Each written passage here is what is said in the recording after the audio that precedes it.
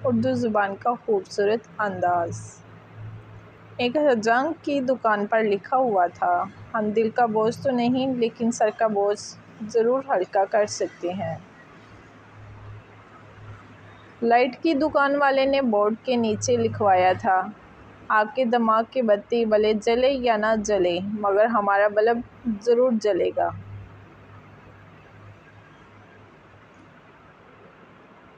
ایک چائے والے نے اپنے کاؤنٹر پر لکھوایا تھا، میں بھلے ہی عام ہوں مگر چائے اسپیشل بناتا ہوں۔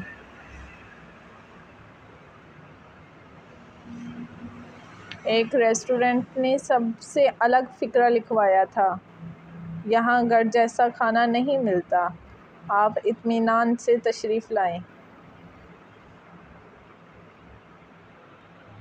الیکٹرانک دکان پر سلوگن پڑھا تو میں دم بخود رہ گیا، اگر آپ کا کوئی فین نہیں ہے تو یہاں سے لے جائیں۔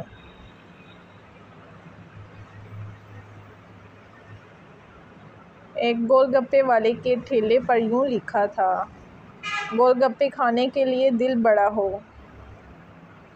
گول گپے کھانے کے لیے دل بڑا ہو نہ ہو، منہ بڑا رکھیں اور پورا کھولیں۔ ایک پھل والے کے یہاں تو غضب کا فقرہ لکھا دیکھا، آپ تو بس صبر کریں پھل ہم دے دیں گے۔ گھڑیوں کی دکان پر بھی ایک زبردست فقرہ لکھا دیکھا، بھاگتے ہوئے وقت کو اپنے بس میں رکھیں، چاہے دیوار پر ٹانگیں یا ہاتھ پار باندھیں۔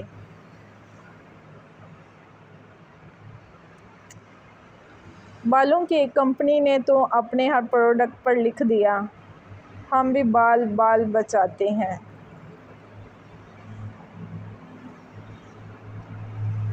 ایک دندان ساز کا لکھا فقرہ پڑھا تو میں دم بخود رہ گیا، دانت کوئی بھی توڑے لگا ہم دیں گے۔ چٹائی بیچنے والے نے کہا، 900 روپے میں خریدیں ساری عمر بیٹھ کر کھائیں۔